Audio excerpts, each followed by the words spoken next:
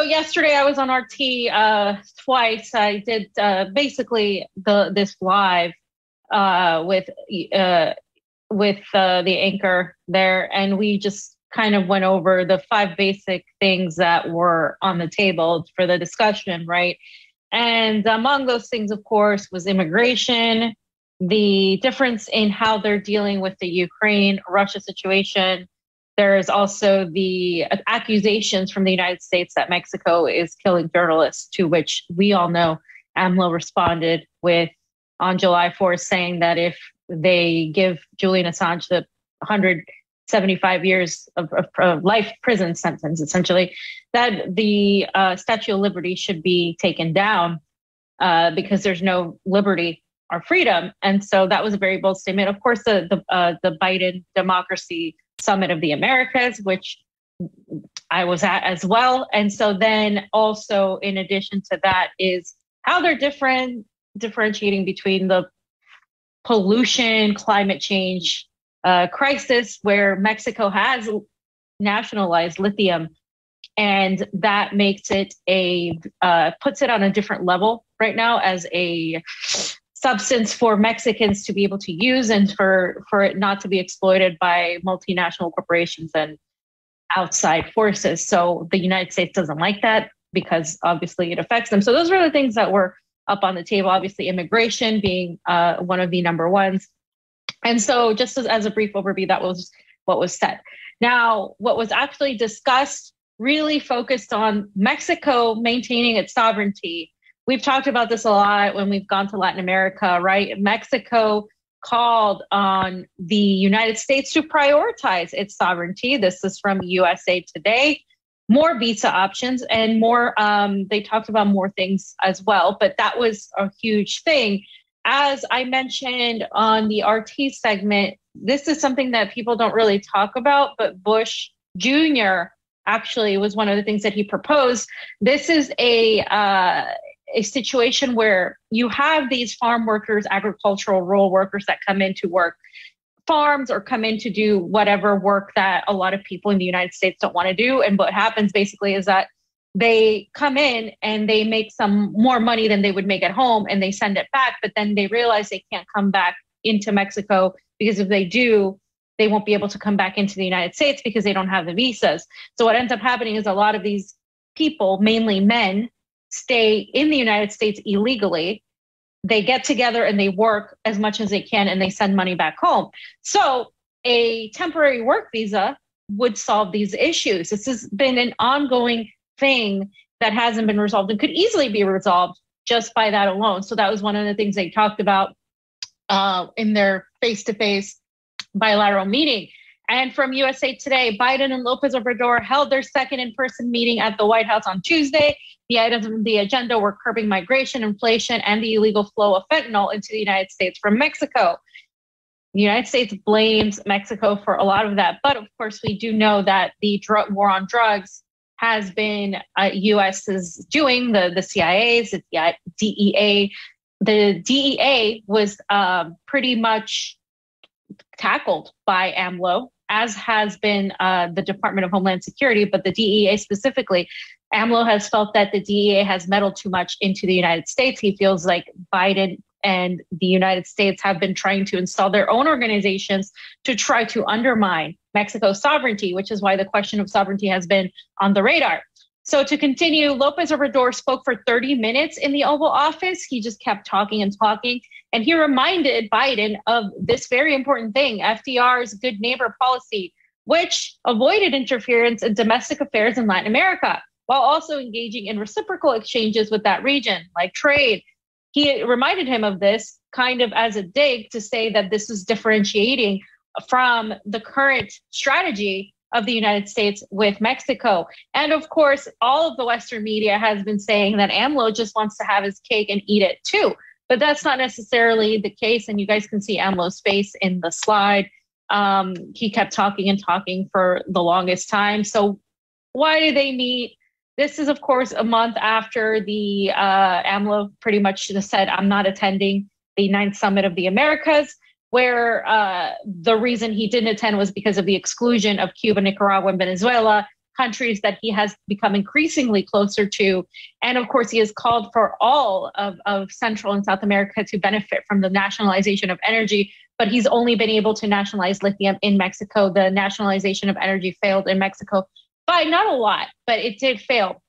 Mexico's leverage. Biden needs Mexican president to stop the influx of migrants. There's been an increase of migrants recently. As we all know, the San Antonio, Texas situation where 53 migrants were found dead in the trailer of a truck, and the majority of them were Mexican. And of course, like I said, temporary visas for jobs beyond agriculture as well, not just agriculture. And Biden praised Lopez Obrador for making more visas available to Central Americans in Mexico, which takes a load off of Central Americans coming into the United States. Kamala Harris, this is something that I don't understand. Remember, Kamala Harris, do not come, Kamala Harris. She was put in charge of addressing root causes of migration from Central America. And she also met with Lopez Obrador on Tuesday morning. Fam, anything to say about that? Yeah, there's a first thing. We're right off the bat. Just remember that do not come. Do not come. You got to do it like do not come. Yeah. A small country next to a big country. Yeah. Fake laugh. Just remember that when we talk about that. We'll actually talk about that today in another section, kind of hitting that reference.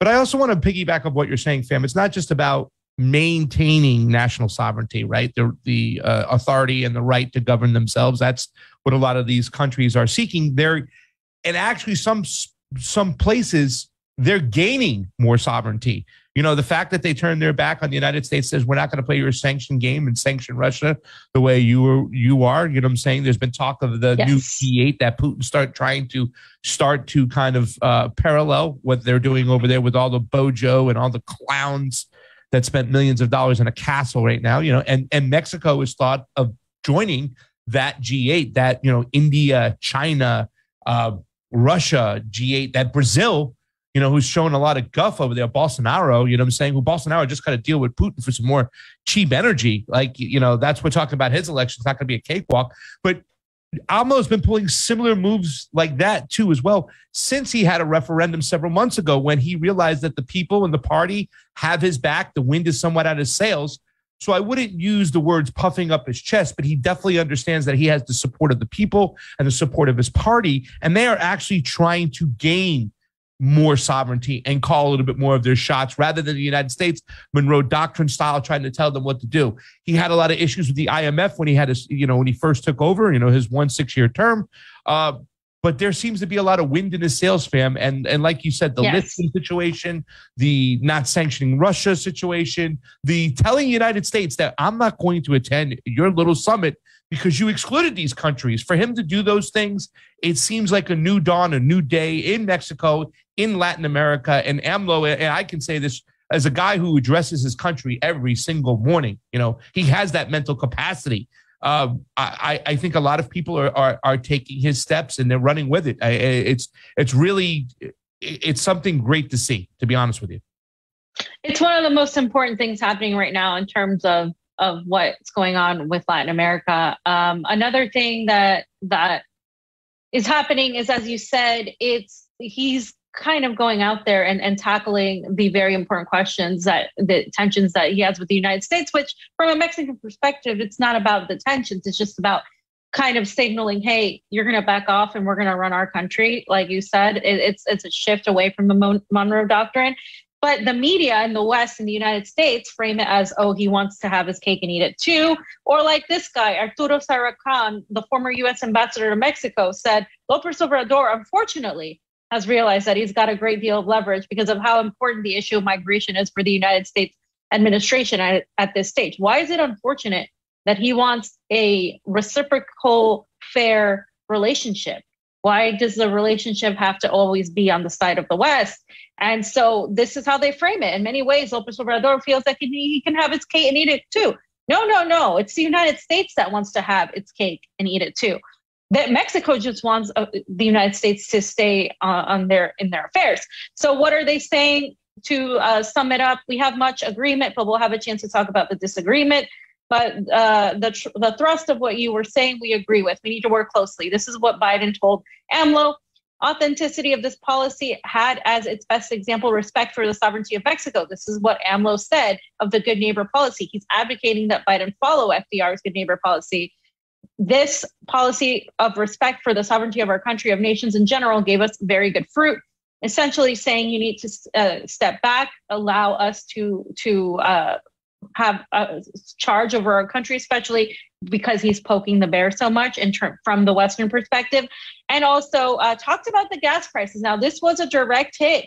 He said he encouraged Americans near the southern border to go to Mexico to buy gas, bragging. This is notice how they frame it, bragging. He wasn't bragging. He was literally stating a fact, right? Stating the fact that prices are about $1 less than in the United States. He said, we decided that while we're waiting for the prices to go down in the U.S., we decided that it was necessary for us to allow Americans who live close to the border to go and get their gasoline on the Mexican side at lower prices. Sorry about that. They're just, okay. The media just drives me crazy. They are so pro-war. They're so geopolitically invested in the empire. This is something that Shanda and I, we've talked about where this fentanyl is coming from. And I was I was lucky enough to be educated by Shanda on how a lot of people, when he talked about our good friend Tom Petty, who thought he was buying painkillers and he said he was getting fentanyl, died. Same thing with Prince. And fentanyl has now really hit the spot. A lot of people saying it's coming from China, which a lot of it's coming from, but a lot now is getting manufactured by the cartels down in Mexico. Now, the thing that really bothers me is that this is an area right here, fam. That area right there, Americans dying from fentanyl, coming from Mexico, will be a way for them to manufacture consent to the American public, in which they can strike back on Mexico via sanctions, via special operations. Who knows what's going on? We all know what happened with Commander X. That's something that I don't think AMLO has a lot of control over when it comes to the special forces or the deep state of each country. The intelligence apparatus of the United States and Mexico have worked together for a long time. But they went in there and they grabbed the guy who had immunity of sorts. So, he was there and living in Mexico, and they grabbed him and they pulled him out and they brought him back to the United States. So, I mean, these areas, when they talk about these issues, when it comes to fentanyl and leaving it on the table, I just, my ears perk up and I get a little nervous thinking that they can manufacture consent to do what they need to do. And it will be an excuse used to the public. Look what's going on in fentanyl. I've told AMLO to get his cartel under control. They can't handle it. We'll handle it. Yeah, and another thing that AMLO has been asked to pay attention to is the Haitian migrants as well. And that's an issue both with Mexico and the United States. Black Agenda Report, I think, did a story on it, an article on it. So he's being asked to really tackle that problem. So we'll see if he comes up to it. But there's a lot that he's been, he's not a Nicaragua Ortega type of guy, but he has been sort of waving that line, now going more radical as his term continues. And just real quick, guys, basically what I said, this journalist, I think Eli Stokos, was reporting on this about how long AMLO was talking and the things he talked about. And then on the second tweet, he said, the awkward part was about the gas thing, right? The gas and Biden. This is what I really wanted to point out. To that, Biden responded that after 31 minutes is saying that the U.S. economic growth is leading the world. What economic growth? Are you kidding me? Everything is tanking. Stock market wise, you have the highest inflation in a long time. His unpopularity, which we're going to talk about in a second, is hilarious. And so that is absolutely, he's just, it's a joke right now. Damn, if they had a gun to my head, they'd vote for me. If you put a gun to their head, they'd vote for me. 69% said. Yeah, and but we're going to watch this video because it's just ridiculous what he's saying, right? And again, this journalist from Bloomberg, right? She said, oh, Lopez Obrador boasted to the U.S. Like the language he used, boasted. He wants to have. This is not about that. He's simply stating a fact that gas prices in the United States, because he from the beginning said it was a crass error for the United States to sanction Russia. He was against it. He condemned the invasion. Absolutely. Is what he did, playing politics. but he did not jump in on the sanctions. And that was a big divisive issue for the United States, that their neighbor, because you see, Mexico can't exactly ignore the United States, but the United States can't exactly ignore Mexico. They're right next to each other. They have long had to find ways to tolerate or cooperate. So this is completely different. And of course, the high fuel prices, of course, are being blamed on Putin. But it's like the same thing that's happening in Germany and in Europe. It's a self-demolition. The United States and Europe are doing this to themselves. This doesn't have to be.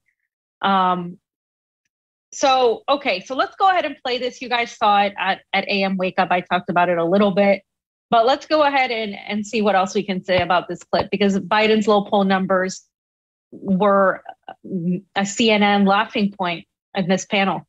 Yeah. Serious newsman Jake Tapper. Allison, let me start with you. I want to dive more into these poll numbers from the New York Times and CNN College. As Caitlin reported, nearly 2/3 of Democratic primary voters want a different nominee. 2/3. If you break it down by age, 94% of Democratic primary voters under the age of 30, 94% say they don't want Biden. That is a stunning number. Yes. He swept his grandchildren, but other than that, 94% don't want him, who are, 94%. Democrats under the age of 30. Yeah. I'm not surprised. I think young voters often like to see what's out there. They're new to the democracy. They want to understand different candidates. I personally think, if Joe Biden runs again, great. If other people run in the Democratic Party, great. I think that's the test of our democracy, is that have an open field. If you can win, and then go into the general. If Joe Biden is on the top of the ticket in 2024, I will support him. But I think it's fine if there is a contested primary. So, Nia Malika, the pollsters also asked about a hypothetical election between Trump and Biden. And Biden edges out Trump by just 3 points, which honestly, that's within the margin of error, and given Donald Trump tried to stage a coup, et cetera, he should be outpolling him way more than that. So notice the other voters, though. 10% 10% say they would vote third party, or they would not vote at all. Now let's look at voters under 30. That number jumps to 29%. Nearly a third of the young electorate will sit it out or go third party. As I dropped a link into slide 17, but while we're getting that ready and stuff, fam, how about the first? I don't even know who she is. The first Steve's new crush that he hates. He said it already. It's like, hey, if Joe Biden's on the top of the ticket, great, I'll vote for him. What's with these people? What's with young people? Just like to see what's out there, Yeah. How dismissive? How dismissive can you be? And by the way, 30, we're young, but we're not we're not like 12 or 15. What the hell? This is ridiculous. It's just okay, they're just, these people are out there to you have a certain narrative, and you can tell by the things they say. First of all, the fact that they're putting this out there, that they're allowing this to be out there, that they're allowing the audience to see that they can laugh at Joe Biden and how bad his numbers are, tells you everything you need to know. That tells you that Joe Biden is no longer the candidate they're counting on, that he's going to be the laughing stock because he's just not performing. He's just not doing well. So they're going to try to put somebody else in. Talk is of Pete Buttigieg. There's also what's her name? Who did I say earlier? Pete Buttigieg. Kamala Harris. Liz Cheney. Kamala Harris was mentioned. I think Kamala's numbers are, if not the same or worse. Yeah. So they're looking at somebody else. I think Buttigieg what about is Warren? a good Warren. If they were smart, they would put a Warren or a Bernie, because people would fall for that, and they could let them win, right? And then that they would secure all of the progressives, and that's honestly, if I were them, that's what I would do, because I would know that he's not going to be able to do anything anyway, and then it's just going to condemn the left. But they're just not even willing to go there. But it's just funny. So it's hilarious, because they're allowing you to see that Joe Biden is 94% of people under 30, right? Under 30 don't want him, want somebody else. That tells you something. That tells you how bad Joe Biden's doing, fam. And what does he do? He responds in his Joe Biden way. Yeah. I just don't know if the reporter's name was Jack or he just called him Jack. Check this one out. This is like, if you had a gun to my head, they would vote for me. I know 94% of people under 30 wouldn't vote for me in a primary. 94% wouldn't. But, you know, if we held a gun to their head, fam, they'll vote for me. Mr. President, what's your message to Democrats who don't want you to run again? They want me to run. 2/3 say they don't. Read the polls. Read the polls, Jack. You guys are all the same. That poll showed that 92% of Democrats, if I ran, would vote for me. A majority of Democrats say they don't want you to run again in 2024. 92% said if I did, they'd vote for me. Mr. President, what's your message to Democrats? They don't want me to. Fam, if I had to, if they were force-fed, either vote for this guy or else. I mean, you got to mitigate. Or you get Hitler. But that's going to be the story of vote for whoever, or you get Hitler, or you get Putin. Like they basically, they're going to say that Vladimir Putin is going to come into the United States and take over if you don't vote for Joe Biden. I mean, that's what's going to happen. I mean, it's just hilarious. But I think, you know, obviously we don't have fair elections, guys, and you know, I guess I have to be careful what I say. But the United States does not have fair elections. They're literally impeding the Green Party from really even running. I mean, if just that alone, if you don't believe everything else, just that alone. And also the January 6th stuff, the FBI essentially admitted by saying we can neither confirm nor deny that the State Department, the government admitted that the FBI was present essentially like the entire time, that they orchestrated the whole thing, as we have been saying from the beginning. So all of this, and it's funny because we're going to talk about coups, because Bolton says he didn't do a coup in the United States. Well, we know who did. And if they can coup the rest of the world, what makes you think they're not going to do that? They're not going to orchestrate these psyops within your own country. If they do it to other countries, which takes a lot more money and a lot more planning and a lot more orchestrating than it does in your own country. Think about that for a second. Then you can go on into the COVID stuff, because then if you know they're doing this all over the world, what makes you trust them in that regard too? This narcissistic Geppetto that he'll come over there and he has to say, oh no, you know, it takes a genius to plan these coups. I've done this myself. You know what I'm saying?